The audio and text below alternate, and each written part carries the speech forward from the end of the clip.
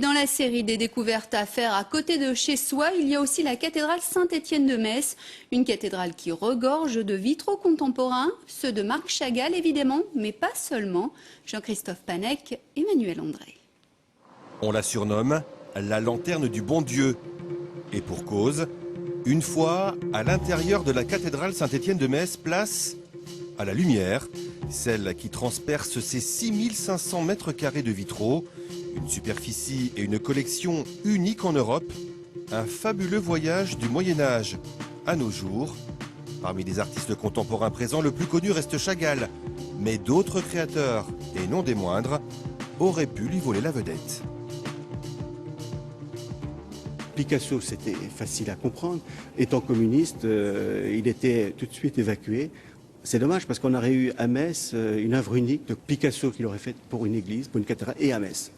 Cocteau, qui était l'ami de Picasso, a été recalé parce que, bon, comme on disait, il sentait un peu le soufre homosexuel, mondain. Vous savez, après-guerre, on ne parlait pas des mariages pour tous, etc. Vous voyez, donc les homosexuels étaient quand même mis à l'index.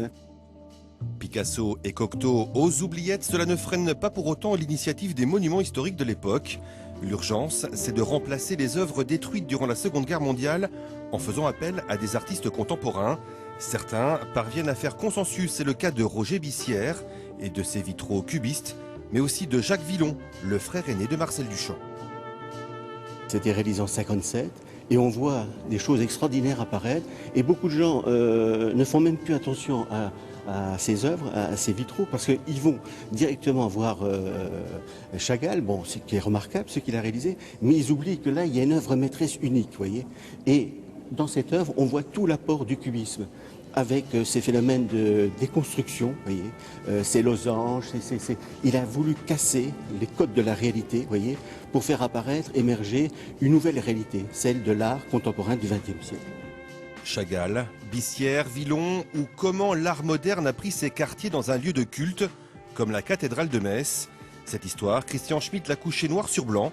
Un ouvrage est prévu sur le sujet à la fin de l'année.